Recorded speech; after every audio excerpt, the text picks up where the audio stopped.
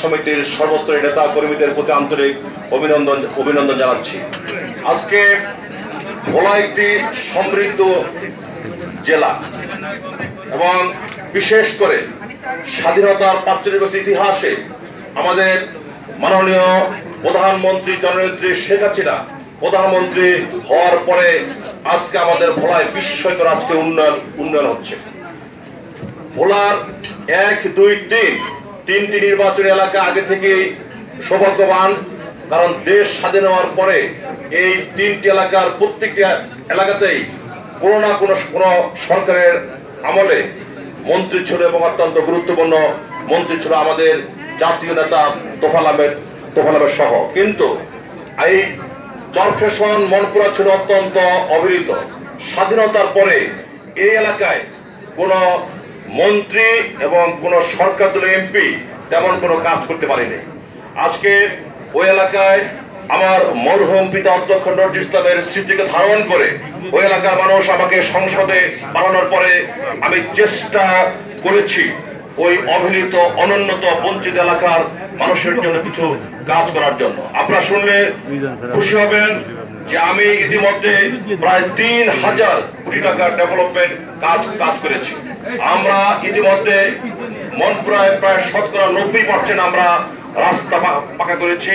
চরফ্যাশনে আমরা প্রায় 80% রাস্তা আমরা পাকা করেছি। আমি বিশ্বাস করি আগামী 2 বছরের মধ্যে শুধু চরফ্যাশন মনপুরা নয়, ভোলা হবে বরিশাল বিভাগ নয়, বাংলাদেশের একমাত্র উন্নত জেলা যেখানে 100% রাস্তা আমরা পাকা জেলা হিসেবে আমরা ভোলাকে আমরা ঘোষণা করতে পারবো। চরফ্যাশনে আমরা ইতিমধ্যে 2টি নতুন থানা করেছি, 8টি নতুন ইউনিয়ন করেছি এবং 3টি পুলিশ তদন্ত করেছি। চরফ্যাশনে কোনো সরকারি প্রতিষ্ঠান ছিল না, চরফ্যাশন কলেজকে আমরা সরকারিকরণ করেছি।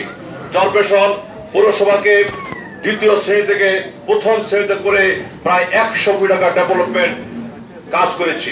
আমার মরহুম পিতা এবং মায়ের নামে আমি প্রায় 8টি কলেজ আমরা বিভিন্ন শিক্ষা প্রতিষ্ঠান আমরা করেছি।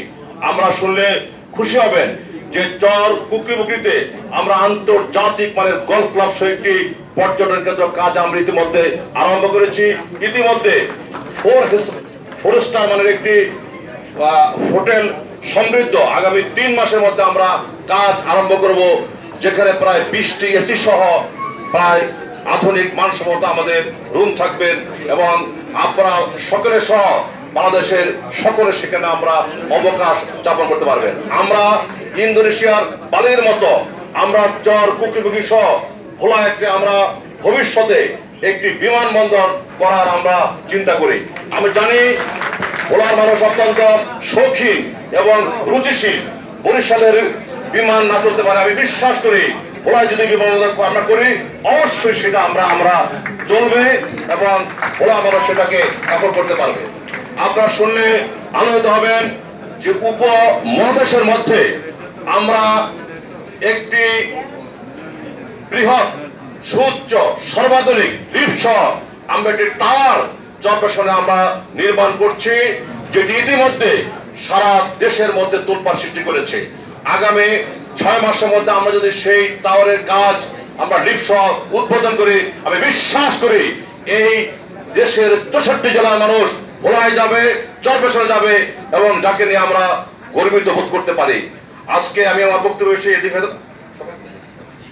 আজকে আমি বিশ্বাস করি আমরা ইতিমধ্যে ভোলাকে নদী ভাঙ্গার হাত থেকে রক্ষা করার জন্য প্রায় 1500 কোটি টাকার আমরা 4টি আসনে প্রকল্প অনুমোদন করেছি এবং আমাদের নেতা তোফায়েল আহমেদের নেতৃত্বে আমি বিশ্বাস করি বলা হবে দেশের মধ্যে সবচেয়ে আধুনিক উন্নত সর্বাধুনিক এবং আমরা যেমন হোক আমরা দেশের মূল পুকুরের সাথে আমরা একটি ব্রিজ করে ভোলাকে আমরা সংযুক্ত করবই করব এবং যার মাধ্যমে ভোলার গ্যাস এবং বিদ্যুৎ আমরা জাতীয় গ্রিডে সরবরাহ করব এবং আমি আশা করি যে 3 বছরের মধ্যেই সেই ব্রিজের যে ব্যয় সেই ব্যয় উঠে আসবে এবং ভোলা হবে সবচেয়ে আধুনিক উন্নত সমৃদ্ধ একটি জেলা।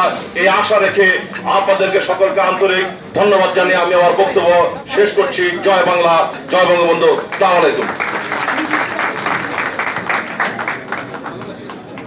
অনেক